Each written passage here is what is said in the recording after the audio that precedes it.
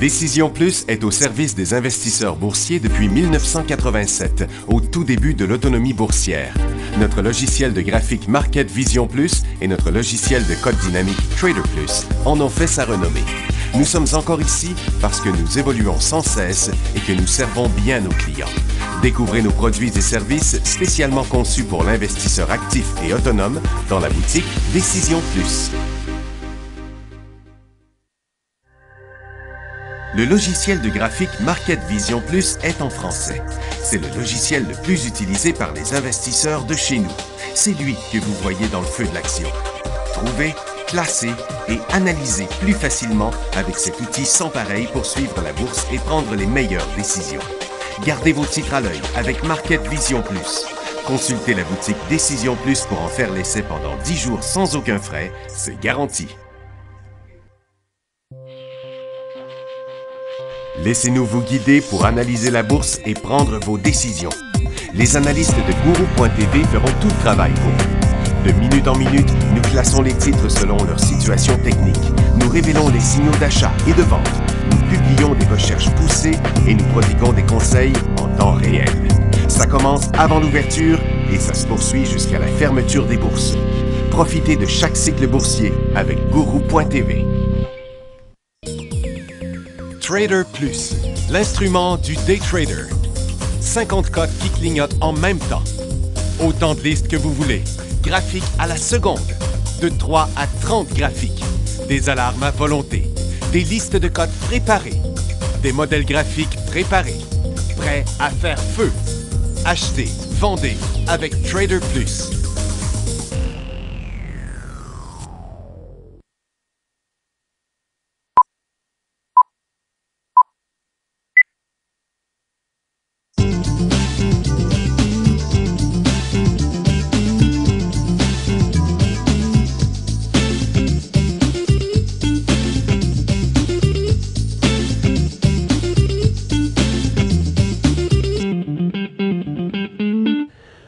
Bonjour, bienvenue à l'émission du Feu de l'Action, 11h30, mardi le 16 août. On a des marchés qui ont ouvert en baisse, allé presque jusqu'à moins de 80 points sur le TSX. En ce moment, on est en fort rebond. Donc, si on regarde ça, beaucoup plus stable sur les marchés américains, surtout Nasdaq, on a monté, on a descendu, mais au bout de la ligne, on est en légère baisse, en baisse de 20 points, 0,5% environ, un petit peu moins qu'un demi%, mais stable. Même chose sur le S&P 500. On est en baisse de 0,25%, puis on est stable sur le Dow. On a chuté plus à l'ouverture, en partie à cause de Home Depot, ça c'est les résultats financiers. Il a comme rapidement donné un coup à la baisse, puis après ça, il rebondit. Sinon, on est stable. Aussi au sommet, donc ce qu'on voit sur le Dow, le S&P, c'est qu'on pourrait traverser à la hausse. On part sur le Dow Jones 40 points ou 0,2%. À Toronto, on a chuté davantage. Il y a eu l'énergie, il y a eu les finances. Puis là, on est en rebond quand même. On a repris la moitié des points qu'on perdait. On perd 47 points ou 0,1%. Si on vient regarder nos secteurs, c'est vraiment le secteur énergie là, qui a poussé dans les derniers 20 minutes pour revenir positif avant de repasser négatif. Le secteur alimentaire aussi rebondit légèrement. Finance qui était faible rebondit. Conso de base reste le plus fort. On va en parler dans un instant. Industrie reste au bas de sa journée, puis santé a tout perdu. On avait une tentative de rebond au début de premier cycle aujourd'hui, mais il a dégonflé. Valiant a fait un léger rebond, mais il est stable depuis environ 10h30. Je vais commencer tout de suite par le secteur minier parce qu'on a eu beaucoup de questions aujourd'hui, hier. Le secteur minier qu'on connaît, TTMN, le groupe TMX a arrêté de le mettre à jour à partir de vendredi. Donc, vendredi, c'était la dernière cote. Cet indice-là n'existera plus. Le secteur minier traditionnel. Mais, il y a le secteur minier X-TXGM pour ceux qui ont market. Le S&P Global Mining Index. Quand on regarde les deux, là, ça se ressemble vraiment beaucoup. Ça, c'était la date du 12 août. Ça, c'était la date du 12 août. On voit que lui, il est stable depuis. C'est juste que Global Mining, qu'est-ce que ça veut dire? C'est que ça comprend des titres américains, puis ça comprend aussi les titres orifères. Donc, c'est un indice qui est beaucoup plus large que juste avant ce qu'on avait, Tech, First Quantum, London Mining. Donc, c'est l'indice le meilleur, mais si vous voulez vraiment savoir qu'est-ce que les titres, là, ils font de cuivre, moi, je continue à penser qu'il faut se fier à Tech. Puis avant l'ouverture, Freeport, c'est toujours un bon exemple, un bon titre avant l'ouverture. On peut regarder aussi Tech aux États-Unis le matin. Des fois, au Canada, avant l'ouverture des marchés, ce qu'on voit, c'est qu'il y a des... le BDAS, des fois, sur les titres canadiens, il n'est pas bon. Donc, des fois, quand vous voyez le BDAS en hausse ou en baisse sur Tech au Canada, pour confirmer le tout, vous pouvez aller voir Tech aux États-Unis, TCK. Puis quand on n'a pas de direction sur TCK, parce que ça arrive souvent aux États-Unis que le BDAS, qu'avant l'ouverture, il est écarté, un en haut du prix de fermeture, un en bas. Ça l'aide aucunement. Bien, Freeport, lui, c'est rare que le BDAS qui est écarté. Souvent, il est assez précis. Comme ce matin, Freeport, on le voyait à la hausse. Là, il est passé négatif. Mais au Canada, on est resté positif. Donc, le secteur minier traditionnel, TTMN, va arrêter d'être mis à jour par le TMX Group. Alors, je vous conseille de suivre TXGM, que ce soit dans Market ou dans Trader Plus. Pour ceux qui ont Guru.tv, j'en ai parlé tantôt, mais dans le tableau, ça ne change rien parce que c'est juste le secteur des matériaux.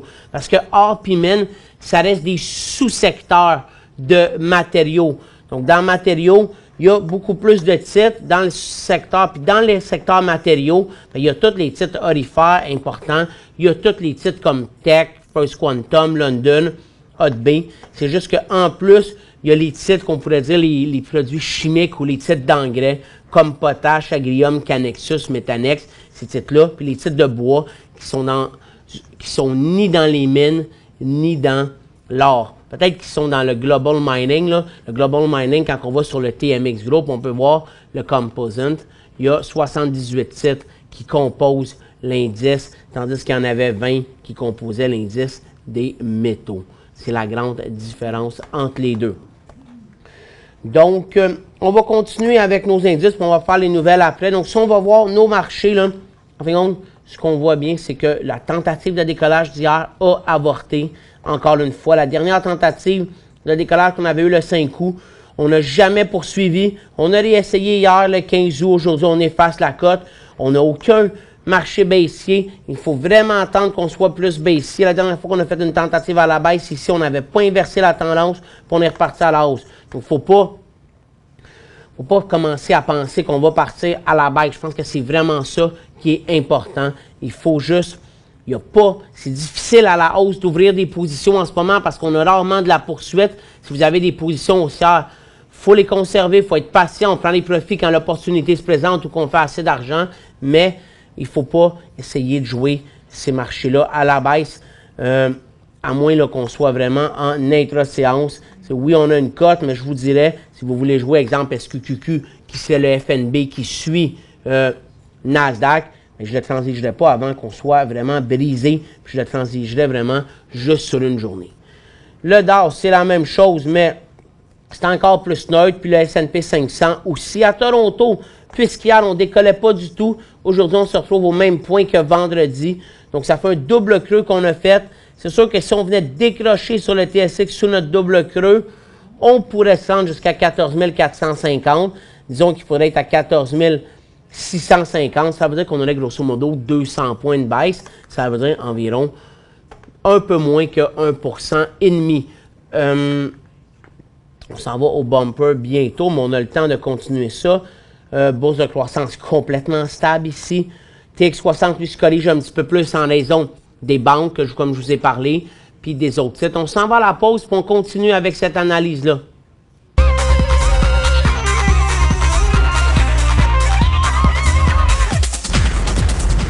Donc, le TX60, là, on est allé un peu plus bas que la cote de vendredi, principalement les banques. On va voir consommation discrétionnaire tantôt, c'est les gros titres, Thomson Reuters, Canadian Tire, Shawcom qui chutent. C'est un des rares secteurs aujourd'hui qui a changé de cycle, consommation discrétionnaire au Canada. Il est passé en cycle baissier, mais encore une fois, c'est dans la tendance haussière. TX40, lui, est complètement stable, puis le 20, il est à zéro. Pourquoi? Parce que notre secteur FR rebondit. Le secteur minier qu'on a ici, qui fermé ici, est positif. Puis énergie, on était positif il y a quelques instants, puis matériaux aussi. Donc le TX20, c'est principalement des petites de ressources, de petites capitalisations boursières. Le pétrole, je vais vous montrer les ressources maintenant. On va enlever le hors-séance, on n'en a plus besoin. Par contre, le TSX rebondit quand le pétrole a décollé. Je veux juste vous mettre un peu moins de données. Comme ça, on voit mieux. Donc, le pétrole, on a rebondi. On est stable depuis. L'or, GLD, c'est vraiment intéressant parce qu'on va voir que le dollar américain est faible. Puis, on a eu les données d'inflation, des données décevantes aux États-Unis d'inflation. Donc, si l'inflation est faible, ça veut dire que les chances qu'il y ait une hausse de taux, je vais vous le dire, en 2016 aux États-Unis, ça me nuise presque à tous les jours. À un moment donné, on parlait de septembre, puis tout le monde disait que septembre, c'était difficile parce qu'on va avoir les élections bientôt. Pourquoi qu'on parlait de septembre? Parce que c'est la prochaine fois que Janet Yellen va faire une allocution, puis que les membres de la Fed vont donner leurs prévisions. Après ça, c'est décembre. Puis les analystes, ils pensent toujours, puis je pense qu'ils ont raison, que les hausses de taux en ce moment vont se faire sur des... quand ils sont plus capables de les justifier. Donc, sur des rencontres importantes où il y a des allocutions de Janet Yellen, où il y a les prévisions, puis ça, c'est 4 fois par année. Puis il y a ça, il l'a en mars, en juin, en septembre, puis en décembre. C'est pour ça que septembre, c'est tout le temps celle qu'on a le plus pensé qu'il pouvait avoir. Mais je pense qu'avec les données d'inflation, septembre, ça n'arrivera pas. La question, c'est, est-ce qu'ils vont vouloir faire ça à la mi-décembre? C'est à peu près la prochaine rencontre, quand ça va faire 3 semaines qu'on va avoir élu le nouveau président américain. Ça, c'est l'autre chose, parce que la Fed, elle ne voudra pas trop intervenir. On sait déjà aussi, si c'est Donald Trump qui a dit qu'il allait changer Janet Yellen, puis si c'est Hillary Clinton, ben, je pense que le statu quo va rester. D'ailleurs, je pense que si c'est Hillary Clinton qui est présidente des États-Unis, ça va être plus facile. Le mandat de la Fed va être plus simple, en tout cas. Il va y avoir moins de changements. Là, on voit un peu de faiblesse du côté du pétrole. Mais c'est pour ça que l'or est forte comme ça. En hausse de 10 $, le vrai prix de l'or à 1350 $. C'est même pas une hausse d'1 %. Mais les titres aurifères, eux autres, sont beaucoup moins forts que ça. On va continuer avec nos explications. Donc, en hausse du dollar américain, il continue pour une 4e journée de suite. Le pétrole, le gaz complètement stable, l'or, on rebondit donc sommet de notre formation. Là, puis on arrive au dollar américain. Donc, forte baisse du dollar américain. Il chutait déjà avant les données d'inflation, mais il a accéléré depuis, puis sur les données d'inflation. Donc là, on est dans le bas de la journée. Ça aussi, ça l'aide nos ressources à aller en hausse. On va voir que toutes les autres monnaies sont en hausse, ce qui peut nous amener à nos monnaies. Donc, baisse, hausse de l'euro, hausse du pound, hausse du dollar canadien et hausse du yen. Le yen, lui, il a des raisons pour la hausse. En plus, c'est parce qu'en fin de compte, c'est l'instabilité de la Banque centrale au Japon qui crée un petit peu de... une hausse du yen. En fin de compte, la Banque centrale du Japon, on se souvient, c'est le 27 août la dernière fois, le 29 juillet, excusez-moi, 27 août, ça c'est pas encore tout de suite, c'est 29 juillet, c'est la dernière fois qu'elle a parlé, là. Puis tout le monde s'attendait à ce qu'elle ait un gros programme d'assouplissement. Elle a déçu les marchés, le yen a poussé, puis le yen continue à pousser aujourd'hui. Puis les raisons, c'est l'instabilité de la Banque centrale puis de la direction qu'elle va prendre. En fin de compte, les intervenants du marché, les experts, qu'on va les appeler, mais eux autres, ils pensent que la Banque centrale, elle n'agira pas davantage sur sa politique monétaire, ce qui fait que le yen prend de la force par rapport au dollar américain. Et ce qui fait que la bourse du Japon perd 1,6 %. C'est vraiment celle qui a bougé le plus. Donc, on décroche, double sommet, on repart à la baisse. On pourrait revenir vers les 16 000 points. Ça nous donnait une grosse formation neutre. Du côté du Hang Seng, on est à 0, on peut dire 0,1%. Du côté de Shanghai, on perdait 0,5%.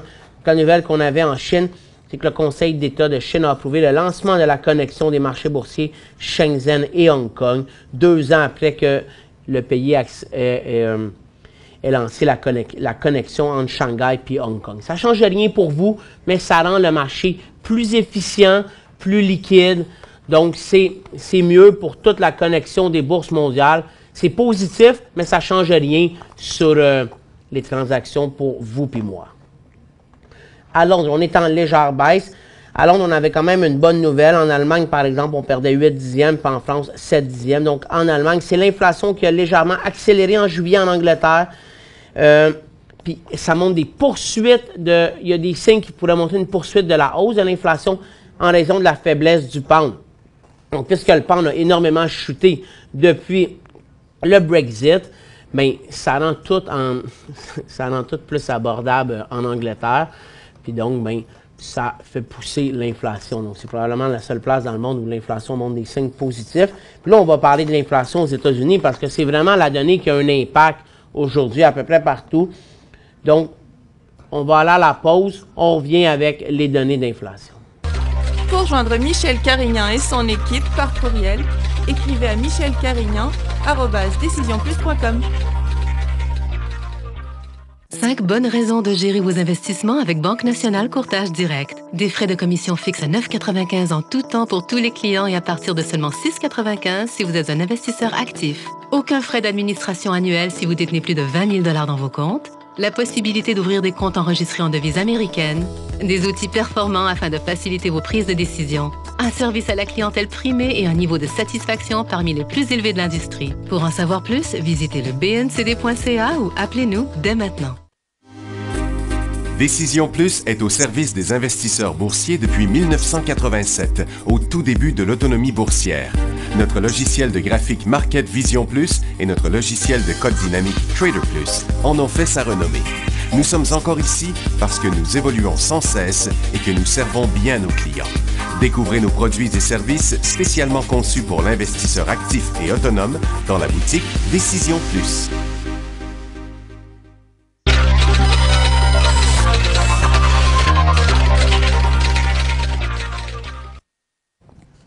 Donc, on va revenir avec l'inflation. Donc, l'inflation pour le mois de juillet, sur une base mensuelle, l'inflation est tombée à 0. C'est en ligne avec les estimés, mais on avait 0,2 au mois suivant. Donc, on a un affaiblissement de l'inflation. Puis sur une base annuelle, on a déjà une inflation faible à 1%, mais elle a tombé à 0,8. Donc, il n'y a aucun signe d'amélioration de l'inflation en ce moment aux États-Unis. Puis s'il n'y a pas d'amélioration de l'inflation, même si les rapports d'emploi sont positifs les 2 derniers mois, on ne montrera pas les taux là-dessus. Hier, on avait l'indice manufacturier de New York qui était retombé négatif, donc c'était faible. Quand il y a juste le rapport d'emploi, il y a juste l'emploi en ce moment aux États-Unis qui semble positif. Le reste des données ne sont pas bonnes. Donc, on va garder le statu quo aux États-Unis. On va aller voir nos nouvelles maintenant rapidement. On a quelques résultats financiers d'Exporting Goods en hausse. On va aller voir Home Depot. Donc, Home Depot, là, quand on le voit, il a ouvert en hausse. Il a chuté. Je pense que c'est ce qui a fait que le Dow a chuté. Puis après ça, on a rebondi. Puis là, on est un peu plus faible. On est revenu à 0. Du côté de Advance Auto Parts, on est en légère baisse. Puis Mag Silver au Canada, on est presque en décollage. C'est vraiment un des titres les plus beaux. Orifère, argentifère aujourd'hui. C'est pas mal un des seuls qui bouge. Du côté de Aratina Therapeutics, on est rendu en baisse. Ça, c'est un titre de santé qui est spécialisé dans les traitements puis dans les médicaments pour les animaux, spécialement pour les chiens. Donc, la FDA a approuvé un analgésique post-opératoire pour chiens. Le titre semblait vouloir pousser, mais là, on est en baisse. C'est un titre qui a fait un beau cycle, mais le point d'entrée était vraiment ici. Ça, c'est peut-être un des plus beaux titres de la journée. Ça va être le Day Trade du jour sur Facebook qu'on va publier juste après l'émission. Donc, StemCell est en hausse après avoir divulgué un accord pour se réorganiser et fusionner avec la société privée israélienne Microboot Medical. Les actionnaires de StemCell vont posséder 5% de la société combinée. Donc, le titre a été super beau depuis ce matin. Ça, je vais vous le mettre en 1 minute. Donc, vraiment, on va mettre plus de données pour le regarder en 1 minute. On a eu des volumes soutenus. Il y a vraiment eu un décollage ici. Grosse hausse. On a eu un peu de faiblesse.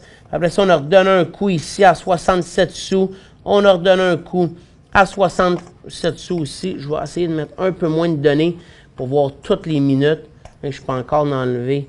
Je pense que 150, ça va être bon.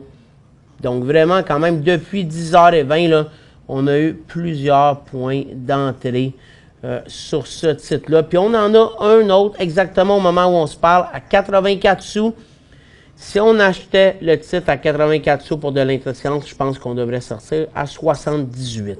C'est quand même une perte de près de 7%, mais le titre semble jamais arrêter. C'est un titre que je ne garderai pas, par contre.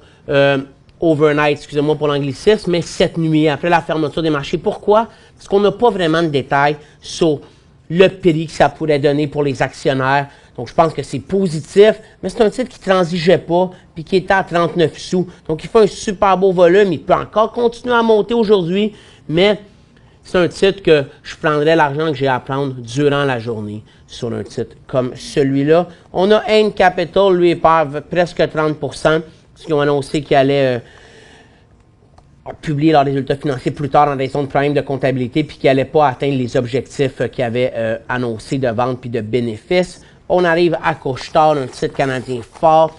Donc, Couche-Tard est en voie d'un accord pour acheter la chaîne de carburant et de dépanneur CST Bren.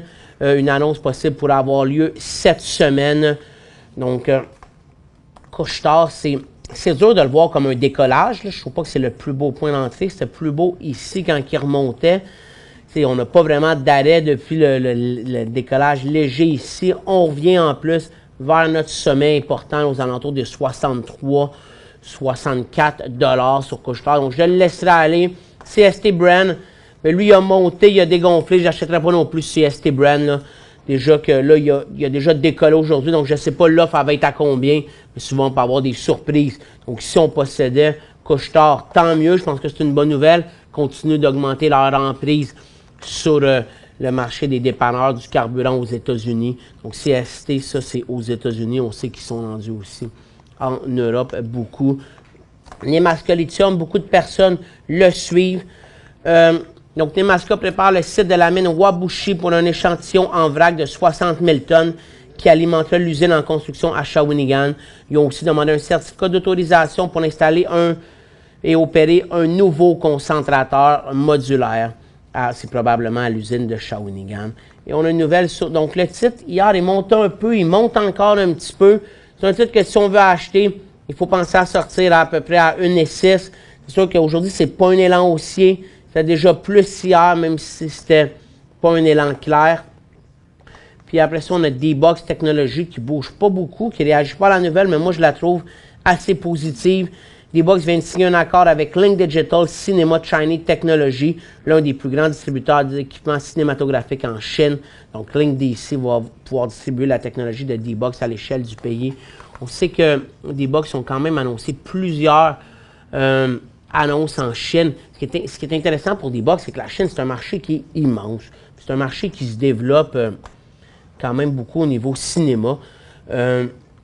Donc, je ne sais pas si on s'attendait à ça, tout dans cette hausse-là qu'on a eue de février à peu près au 20 juin. On a chuté avant de remonter. Mais là, le titre est vraiment stable.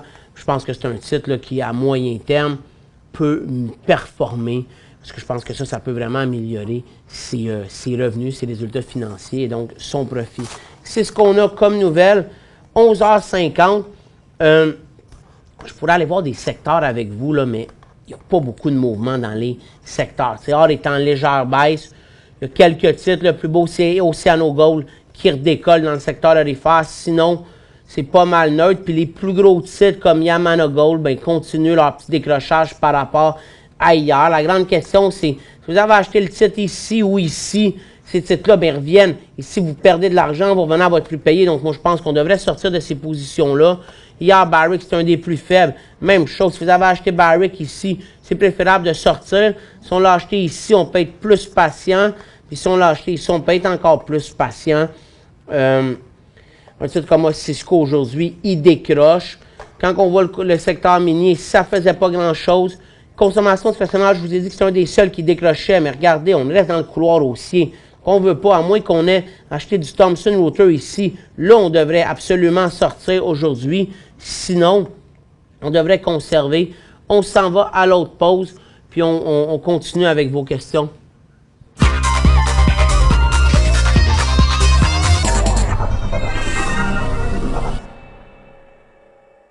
Cinq bonnes raisons de gérer vos investissements avec Banque Nationale Courtage Direct. Des frais de commission fixes à 9,95 en tout temps pour tous les clients et à partir de seulement 6,95 si vous êtes un investisseur actif. Aucun frais d'administration annuel si vous détenez plus de 20 000 $ dans vos comptes. La possibilité d'ouvrir des comptes enregistrés en devise américaine. Des outils performants afin de faciliter vos prises de décision. Un service à la clientèle primé et un niveau de satisfaction parmi les plus élevés de l'industrie. Pour en savoir plus, visitez le bncd.ca ou appelez-nous dès maintenant. Laissez-nous vous guider pour analyser la bourse et prendre vos décisions. Les analystes de Guru.tv feront tout le travail pour vous. De minute en minute, nous classons les titres selon leur situation technique. Nous révélons les signaux d'achat et de vente. Nous publions des recherches poussées et nous prodiguons des conseils en temps réel. Ça commence avant l'ouverture et ça se poursuit jusqu'à la fermeture des bourses. Profitez de chaque cycle boursier avec Guru.tv.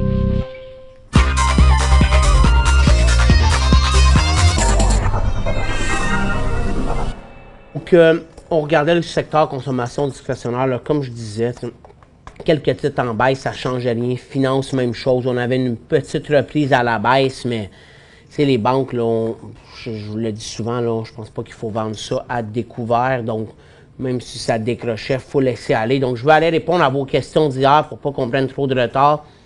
Donc, la première, Toronto BIR, payé 8,99 ce matin. Les questions sont en date d'hier. Donc, le monsieur a payé 8,99 hier. On est au sommet.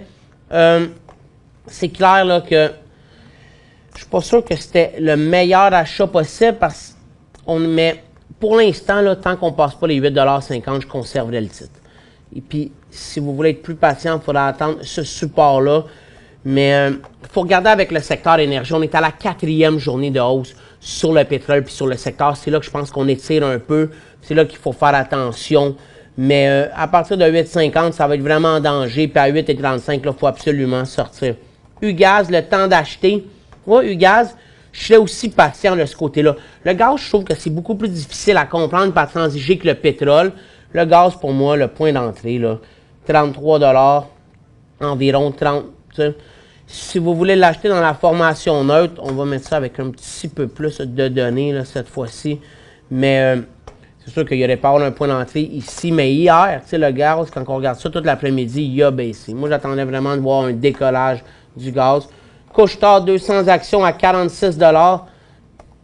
Vous avez un excellent prix. C'est-à-dire que ça fait longtemps que vous l'avez acheté. Parce que moi, dans mes dernières émissions que j'ai faites, je disais tout le temps que quand Couche-Tard est chuté aux alentours des 52 $, ça pouvait être un point d'entrée. Vous êtes en bas de ça. C'est difficile de voir la cible sur Couche-Tard. Moi, je pense que c'est un titre que vous avez un bon point, puis vous pouvez garder ça longtemps. Par contre, si vous voulez prendre un profit à 62, à 64 au sommet, bien, prenez-le. Vous allez faire 16 $, vous faites, ça veut dire à peu près, grosso modo, 40 % là, si je calcule vite. Vous pouvez prendre un profit, un tiers, une demi de votre position. Mais gardez-le à long terme. Je pense que c'est une des meilleures compagnies au Québec. PARO, ça c'est Pershimco Ressources, acheté à 26 sous. Donc, vous l'avez acheté sur le décollage ici, c'était excellent. Prise de profit à 32 sous, c'était excellent aussi. Ça veut dire que vous avez fait 6 sous, grosso modo, 20 %. Quoi faire pour le reste? On sort au complet à 29,5. Ça serait ça ma stratégie. Maximum 29. À 29, vous allez faire encore 10 %. Mais s'il redécroche, on sort. S'il redécolle, je ne sais pas combien vous en avez. S'il redécolle, puis vous avez encore de l'espace pour prendre un deuxième profit, vous pourriez. Vous pourrez aussi voir s'il y a des raisons pour le décollage.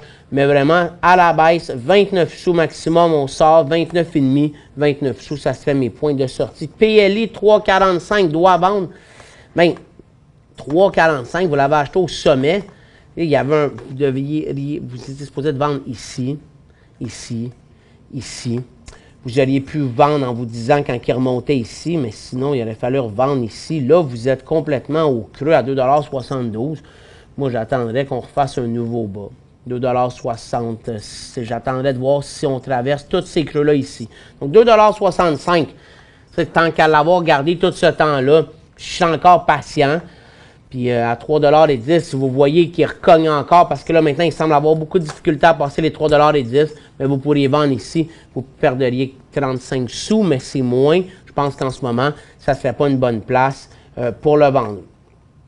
Que penser de XLF sur le long terme? Le secteur financier aux États-Unis, là, il va toujours avoir de la misère à vraiment monter tant qu'aux États-Unis, on ne sera pas capable de monter les taux d'intérêt. Parce que les banques, ils passent à un taux, Puis, ben, tu sais, il paye de l'intérêt à un taux, puis il prête à l'autre, puis les banques qui fonctionnent mieux dans un intérêt où les taux sont un peu plus élevés. C'est sûr qu'avec le rapport d'emploi, quand il y a du monde qui travaille, c'est positif pour les banques. Exemple, l'immobilier aux États-Unis va assez bien, mais les banques vont avoir de la misère à vraiment performer dans un environnement de bas taux d'intérêt. Regarde, on a décollé ici la semaine passée, le 5 août, en même temps qu'on avait décollé sur le marché, mais on n'a pas progressé depuis. Donc, difficile. Je pense que tant que l'environnement aux États-Unis ne changera pas, puis ne sera pas plus positif, avec des hausses de taux d'intérêt, les banques vont avoir de la misère à retourner vers leur sommet. FM 1500 à 11,55, je vends. Vous êtes à 12,7. Même hier, il ne fallait pas vendre. 11,55, vous êtes en bonne position. 11,50, on vendrait. Ça, c'est sûr. Là, vous êtes à 12,7. Vous faites grosso modo 50 sous. Si vous voulez prendre un profit, allez-y. Mais moi, je fais juste prendre un profit maintenant. Puis 11,50, je sortirais au complet de la position. Il nous reste encore 1 minute, donc on a le temps. Hein. On va aller voir. Bon, FATE avec rien d'autre, c'est difficile à répondre. Donc, on va aller répondre à HVU. Sur une baisse du SPY, peut-il revenir à 10 OK. Il ne faut pas que vous regardiez le prix de HVU comme cible. Il faut regarder le vrai VIX, 12,40 aujourd'hui en hausse de 4,6 %. Puis, sinon, il faut regarder davantage non, c'est pas ça que je veux faire. Il faut regarder davantage VXX à New York, là, qui est un peu plus représentatif du vrai VIX. Mais fiez-vous pas au prix de HVU. Regardez plus VXX. Si VXX, il décolle, mais c'est parce que oui, HVU, il peut retourner là, à 10 $. C'est certain, tu sais, gars, ici, le HVU, quand le marché commence réellement à baisser, il peut monter en flèche. Mais pour l'instant, je serais vraiment prudent, même si aujourd'hui, gars, il est complètement neutre. Puis comme je dis souvent, je vais finir là-dessus, HVU, c'est un titre que quand on veut acheter, surtout au début, quand on est dans des cycles haussiers qui tiennent, puis des baisses qui se font toujours acheter, il faut être capable de l'acheter, puis de prendre un profit durant la journée pour au moins se protéger si on veut le garder. Parce qu'en ce moment, avec tous les faux mouvements de baisse qu'on a, il y a des journées qu'on pense que c'est une bonne journée, mais le lendemain, on reprend toute cette cote-là de baisse parce que le monde y achète le marché en ce moment. En ce moment, il n'y a pas de pression à la baisse sur les marchés. Le marché ne semble pas vouloir chuter.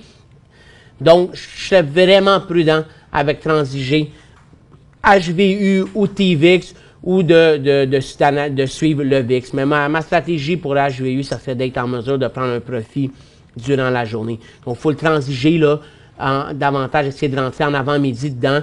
Ça, on a presque toute la journée pour faire de l'argent si le marché va dans la bonne direction. Mais en ce moment, encore aujourd'hui, marché ouvre, rebondit ou fait rien. Puis même s'il redécrochera encore cet après-midi, on va rester dans notre couloir haussier. Puis on ne montrera pas beaucoup de signes de faiblesse. Sur ce, je vous souhaite une excellente fin de journée. On se revoit demain, mercredi.